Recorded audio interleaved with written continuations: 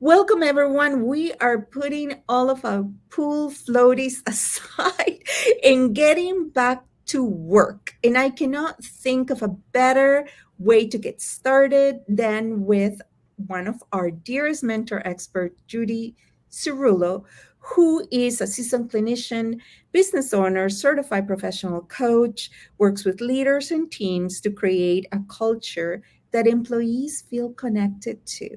So, let's get to it. Empowering women on a global scale. Welcome to Powerful Women Today with Carolina Billings. Powerful Women Today is on a mission of inclusion, rewriting his story to include her story, and empowering, raising, and amplifying women's voices with professional speaking, publishing, original podcasting, and web TV. And now here's your host, the founder of Powerful Women Today, Carolina Billings. Judy, welcome. Thank you. Glad to be here. Oh, so glad. You know what? We're coming back to school time, September, and it is the time for all of us to really settle the moving pieces. We have been through so much, right? There's new graduates that are starting, their careers. There's the shift, calling back to work, staying like it's just being a throw up the game board and let's figure out the map again. So when your topic could not be more timely, reducing wasted time, energy, and stress, trying to align your team culture with the business's core purpose with our mentor, Judy Cirullo. Now, we have a saying in HR that culture eats policy for lunch. And people go always straight to policy, right? Like, let's policy. But culture is king and queen. Yes, it is. So tell us your experience. Tell us why you're so passionate about this. You know, it was such a beautiful segue into that. And that when I talk with teams and leaders and owners, they say, "Oh yes, I have all the systems and the processes in place for operations." But yet they're coming to me because things feel disjointed, don't feel right with their team. Mm-hmm. It's generally, as you explore and discover, you find out that they don't have systems that support the people first culture, systems in place to support the success of their people. Right. And so it's easy to do all the technical operational processes and systems, but when you come to the people first piece, it's like, why isn't this working? Yeah. Because we don't have a framework of systems in place to support the success of their people. Absolutely. And I find there's this gap. And I was just speaking to someone just before our call that the ivory tower type of hierarchical, do as I say, not as I do, right? Is gone. If you're still trying to have a leadership team separate than the everyday creators and the everyday people who are making the business happen. Yes. Right. There's such a gap. There's a gap that people are missing. And so how can leadership begin to work towards it? Because you and I were, sorry, and I'm jumping a little because you and I touched on it as we were warming up, that right now, there's a tsunami of change coming with artificial intelligence, with how we work is changing. What value in our relationship with our employee is changing. And right now, you may think we're Chicken Little, that we're like, oh, sky's falling. But you know what? 3 to 6 months, you're going to remember these words, because we cannot ignore the change that is coming, and you are at the forefront of seeing that. So what do you find that leadership is missing right now? It's missing the gap because there's nothing wrong. They think there's nothing wrong. You have you bring up another good segue. One of the biggest issues that happens, we've got all this quiet quitting, we've got all these people that are leaving, they have recruitment problems, retention problems, engagement problems, buy-in problems. But really what's missing is the ability to acknowledge that there are gaps in the culture. I don't know how many times people say to me, that business owners and leaders say, our culture's fine. We're financially stable. We don't have any problems. Mhm. Then why are people quitting? Why are people not getting along? Why do you have silos? Why do people run out the door 5 minutes before the end of their workday? Why aren't people engaged? Because you're missing one of the most important pieces. Number one, your mindset around your culture and your awareness that there are gaps, and your willingness to step back and say, I need to discover what is holding us back. And first, it starts with me as a leader. I need to find out, where are the gaps in our culture? That's right. What is not being said? Exactly. What is not being said, right? That is exactly right. And I think what happens is we push it under the rug because we don't know what to do with it. It's difficult to have the conversations. It's difficult to face these, quote, intangible items that actually are eroding at the business and the culture. Mhm. But we don't know what to do with it because it's not a comfort zone for us as a leader or a business owner. And we're really, it was, listen, I have a background in human resources, so I'm a little biased to it. But this recalibration of the work culture is been long overdue. Yeah. It's been long overdue. The systems that we like, they're draconian. Like, people having to wait for a 15-minute break every 4 hours. Like, how are you going to bring out the best in someone, right? Yes. And it's hard because you have to continue running your business and operation and deliverables while considering innovation, Yes. right? Yes. This is That not is something true. that anybody can do, that just anybody can be the architect of this Yes. culture shift. And if you think that is, we're bad mouthing your team or thinking that your internal talent doesn't cut it, that's not it at all. No. It's just that sometimes you're so immersed into this culture and into meeting the goals, meeting the targets, being there for the stakeholders, that you're not able to see what's going on or what's going on around the bend. Yes. And I think the thing that happens with this is the leaders, owners, and sometimes stakeholders will blame it on the employees, Yes. the front. And what we have to do is look, number one, and say, have we been clearly defined in their role and their position? Do we have the expectations, the accountabilities clearly defined? Do we have core values, not just written? Do we have actionable core values with descriptive behaviors that we expect to tie in to the core purpose of the business, so the employees know where they stand, how they contribute, what their value is? Mhm. And it starts with defining the roles and the positions which tie into that business. And if you don't have, I run into this every day.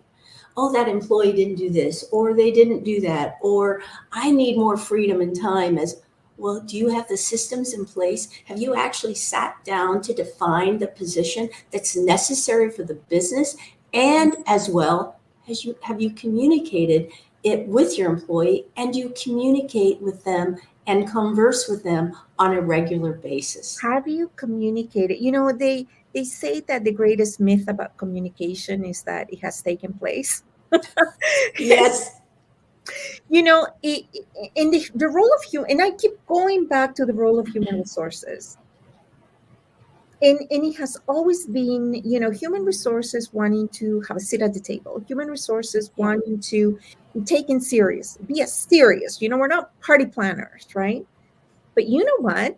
And I'm not saying party's the way to go, but the reality is that we are now thinking back, and you and I are of a certain experience level, thinking back to the concept of drinking the Kool-Aid, where someone's drank the Kool-Aid, and Yes. forgetting the negative, potential negative connotation. You want to have a culture where the Kool-Aid is drinkable, where the Kool-Aid is, you buy into the culture. So you really need an internal marketing, internal communication, internal culture curation, right? Where Yes. what you said is, it's not just what's written, in your lobby as your mission and vision, but what gets rewarded. Yes. What gets rewarded And publicly. I think it's so important as to even start this process. Once the business leader or owner is willing to accept that they may have gaps, Mhm. then they need to basically embark upon the journey of discovery and inquiry. This Mhm. is where you engage your entire team. You allow them to take a survey, and this is part of the work of the framework that I do, the surveys where the employees will do an anonymous survey of the culture, Yeah. but not all negative. What's good? What do we do? Where do we fit in? How do we define it? So that then the leaders and the owners also do their own survey, and Mhm. we put these pieces together in parts where they're anonymous, but because it doesn't matter who said what, it matters what the The messaging is. message. That's right. Let's get past our ego. You know what I Yes. mean? Is Yep. It's got to be because left at the door. that's right. Your culture matters, and we're Yes. seeing it right now, right? With this great divide between who gets to work from the office, who gets to work remotely, Yes. who gets to get paid how, who gets to be an Yep. independent consultant versus an employee. Like, we are literally rewriting the rules. Yes. And there's something else. Nowadays, it is standard for talent to only remain to only remain at a set job for 2 to 3 years. Yes. 2 to 3 Yes. years, because they are outgrowing the technology, the access, the hunger, right? Is 2 to 3 years. You're going to see your top talent change, unless there's something that aligns with their personal culture. Yes. And you know, the biggest problem that these leaders and owners have is not recruitment, not retention, not engagement. It's time. Are they willing to take the time to carve out and have discussions and conversations with their employees? Are they willing to craft the infrastructure that's needed to support? Are they willing to take the time to look at those tough issues, but engage with everyone on the team about it? Time is their biggest area of a problem, and they are generally the bottleneck. Now, what would you say are the three steps that leaders could do, not only to identify the gap, but to really begin to have that planning, that Yes. that change, that shifting strategy? Yeah, one of the things that I really work with the leaders and owners on is, as I said earlier, they have to decide that they want a people first culture. Ooh. Mhm. And they have to know, look at, are my people connected to the core purpose of our business? Do we even know what the core purpose of our business is? Do Impact. we? Yes. And so, because you want them to not only thrive, but drive the business. So you have to, number one, have Yeah. that mindset. Oh, do I want one? Do I want a people first culture? Am I willing to put the time in? Then they really need to, Money, the yes, time and the money, because it's yes, an investment. it is. And if you look at what money they're losing if they don't invest, Mhm. it's pretty significant. So you make a then you make a commitment to creating that culture by setting up a strategy call with me to discuss the plan. Mhm. And then what we go through is a series of surveys and interviews, like I mentioned earlier. Those are 3 important steps, but the awareness is the first, and the willingness to say, this is where we need to go. We need to explore it. That starts the process. And it's to energize, Yes. right? Energize, to have that buzz, that intellectual high. And Yes. up until now, really, there's been this attitude that people get paid for their job, Yes. right? Why should we Yeah. celebrate you're doing a good job? That's what you get paid for, right? Yes. Well, yes and no, because that's the difference between someone doing a good job and someone doing a great job, and Yes. someone being an ambassador of what your organization stands for, and someone feeling pride, personal pride in being mentored by you, led by you, affiliated with you. And that is Yes. something that up until now is being, you know, and I don't know if this is global. And we really, as we come back from our summer, our summer fun, we need to have more conversations with our international mentor experts, because I hardly think this is a North American issue.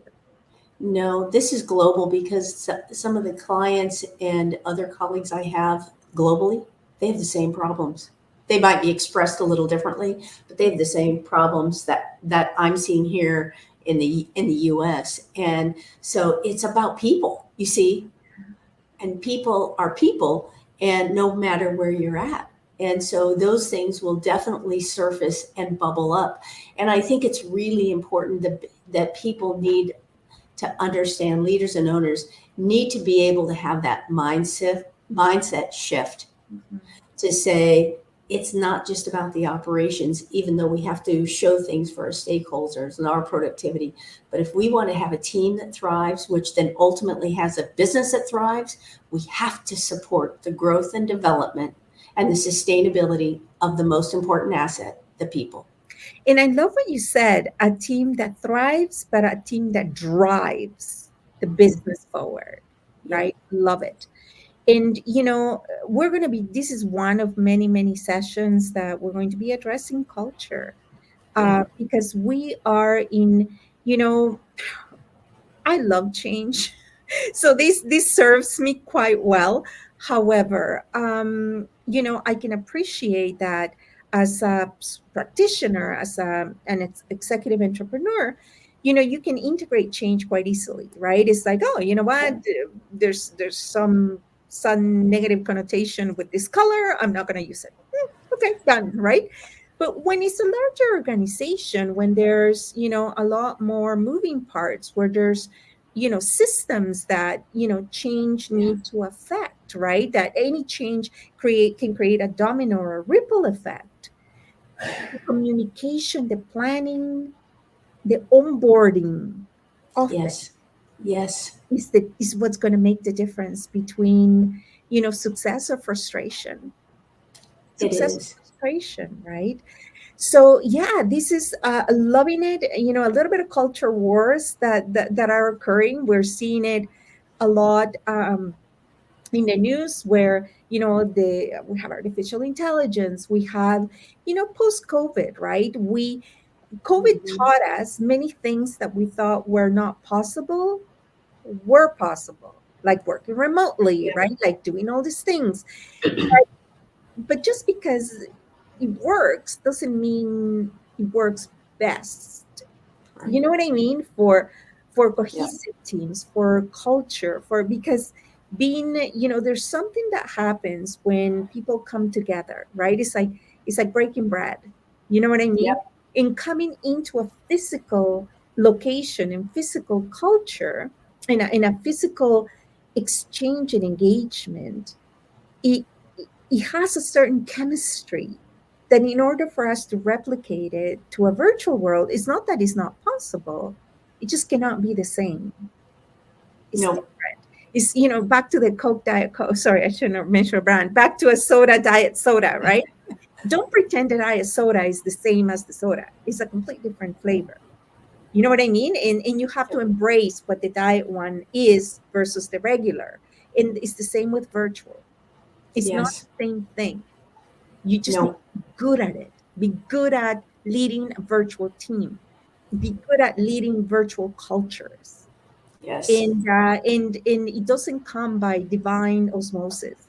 It's trained executives and trained professionals like Judy that know how to avoid pitfalls and shorten the implementation time. Yeah. And Someone. oh, go ahead. No, please. No, I was going to say one of the first things that people, once they have their mindset and they do want to say, I need to explore this further, there is a culture checkup survey that people can take. It doesn't cost. They get immediate feedback. They can actually have a free, choose to have a free strategy session with me about that. But they can just take the culture checkup, takes them 5 to 8 minutes. It's written for leaders or business owners, but that can start their process and start all the plant the seed for, oh gosh, what do I need to do next? What's missing? Where? And it's something that people can easily access. Can we put it in the comment? Yes. Okay. And So so we'll set it up. The link will be in the comment section. yeah. If you want to get to know Judy better, highly recommended. Judy's a regular contributor to our magazine. The fall issue is coming out in about a week or so. We also have publications coming, studies, global summits, and all bunch of goodies that, is the way that we get to know better ways of doing Yes. things and keep up with the way the world is changing. So thank you, everyone. Thank you, Judy, for such an insightful session. And thank you for your gift. It'll be in the comment section for everyone to access. Until Thank you. next time. Bye. Empowering women on a global scale. This has been Powerful Women Today with Carolina Billings. To learn more about how you can join and transform your life and the lives of women everywhere with professional speaking, publishing, podcasting, and web TV, visit powerfulwomentoday.com. Remember to subscribe to this podcast on iTunes, YouTube, or wherever you like to listen and watch your podcast.